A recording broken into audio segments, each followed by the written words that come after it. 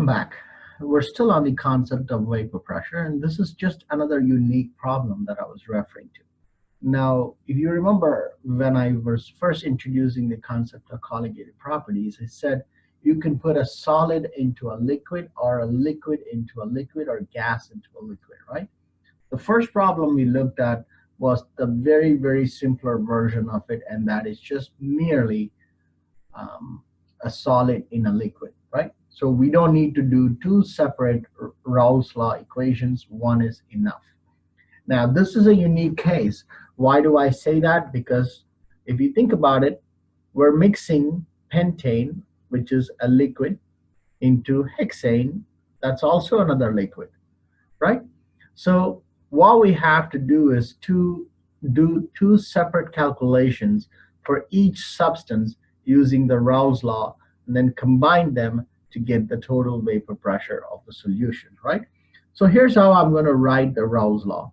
In this case, I'm going to say P pentane, okay, which is the vapor pressure of pentane, equals mole fraction of pentane times the vapor pressure of pure pentane.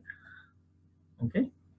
Similarly, we're going to write the other Raoult's law for hexane. Vapor pressure of hexane equals mole fraction of hexane times the vapor pressure of pure hexane. Okay, they're both solvents in their own respect. It's only when they're combined they make a solution, right? So we are asked to find the vapor pressure of solution, which is nothing but vapor pressure of pentane plus vapor pressure of hexane, right? Now, our first task is, well, one job is made easy for us, which is this is already given, which is usually should be given. I don't know, otherwise you can really proceed with the problem. We already know the vapor pressure of pure pentane and vapor pressure of pure hexane, right? So it's only finding the mole fraction of it. But if you notice, it's not in grams, it's in milliliters, right? So let's do the calculation two separate ways, and I'm going to do it in two separate colors. I'm going to reserve the pentane for red and probably a different color for hexane, okay? So we got 30 milliliters, right? But as always, you put a 1. And we do know the density of pentane, which is this value right here in grams over mils. So if you want the answer in grams, that means the 0.626 grams goes on the top and the 1 milliliter goes on the bottom. And then we can now get the answer in grams. So it's 30 times 0.626, which is 18.78 grams. Okay. Let's do the same, but this time maybe switch the color and do for hexane. Okay. And so we know we are starting with 45.0 mils of your hexane, and its density is 0.655 grams over 1 mil, which should give us 45 times 0.655, which is 29.475 grams. Now we can get the moles of both of these, okay, using the molar mass. Pentane is C5H12, okay, which is nothing but 60 plus 12, which is 72 grams over mole. And hexane is C6H14, that is 72 plus 14 is 86 grams over a mole. Right? Good. Now we have to find the mole fraction of pentane, which is, well, first let's find this, actually. Let's do this. Okay. Let's find moles of pentane, which is, we take this 18.78 grams, divide by 1, as always, and then divide by the molar mass, which is 72 grams over 1 mole. And that'll be whatever that value is. So it's 18.78 over 72. It's 0.260 moles. Similarly, let's get our pink. So here we have 29.475 grams. So this would be moles of hexane. Okay. Over 1, and we know that is 86 grams over 1 mole, which would be 29.475 divided by 86.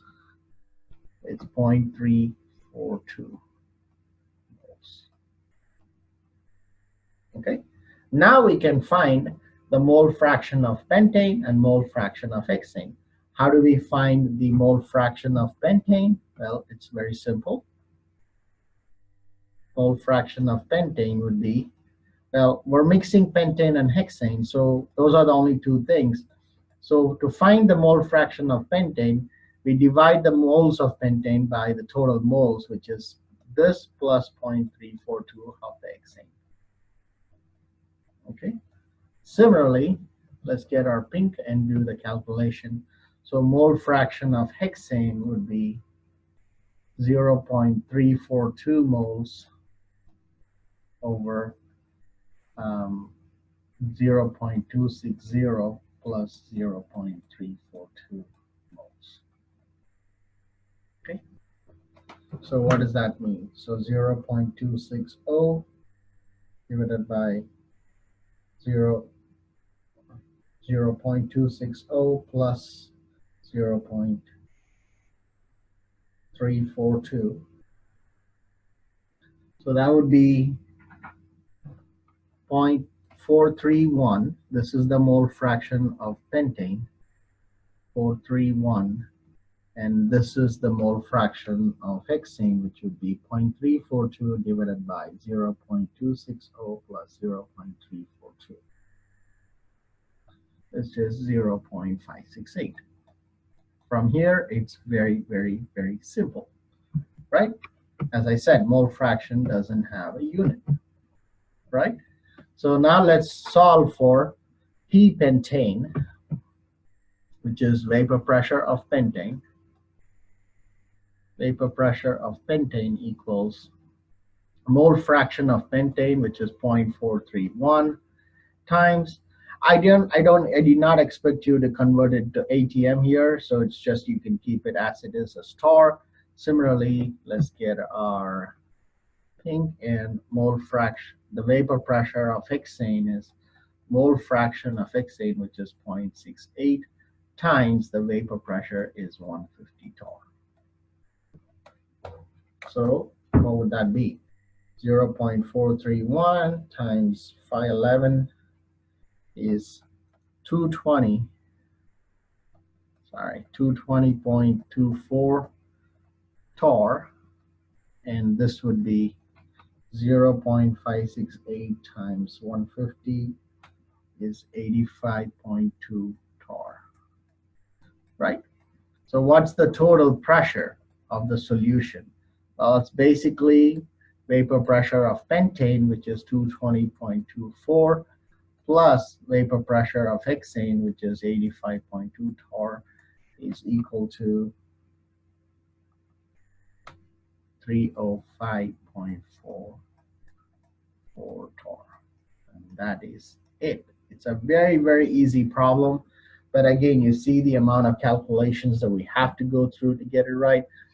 Now, calculate the composition in mole fractions of the vapor in contact with the solution, right? I'm looking at this one. We just finished the top part. We're on B, right?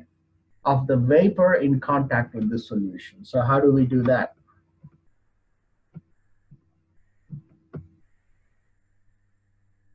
Well, basically what it's asking is, well, we do know the vapor pressure of each of this, right?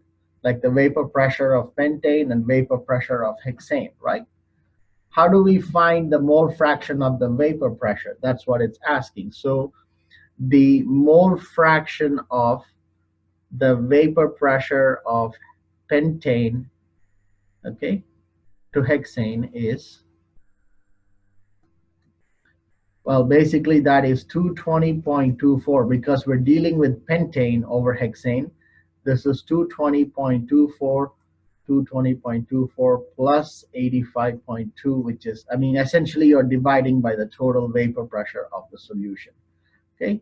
Similarly, the other one would be 85.2 torr. I'm not going to write the total. I'm just going to write the total itself, which is 345 point torr. So what is that equal to? So essentially, we're dividing 220. Essentially, we're dividing the vapor pressure of each of the component by the total vapor pressure of the solution. So that would be, this is 0.72. And the other one would be much smaller, as is obvious. So this is 0.278. You can also multiply by 100 to get it in percent, but this is good enough. This is for hexane over pentane, hexane over the total vapor pressure, and this is actually pentane over the total vapor pressure. That's what I should have written. So this is how you solve these problems. I don't think there's too many varieties from it. There is only one more problem, but that is not necessarily, you know, knowing how to do this, but something knowing, it's about knowing how to do this, but then I'm going to really test your knowledge from Chem 170, right? So I'm going to work that problem out, but I'm going to leave it as, because I have given you the equations, and I'm going to leave it as a quiz, online quiz type thing, where I will give you the question. You're going to have to stop the video, try to see if you can come up with some kind of an answer, and then continue watching the video, okay? Essentially, I'm going to work the problem out, but you know, it's up to you. If you really want to know, you would pause the video and then done it. All right, so I'll see you back with the other video. Stay tuned.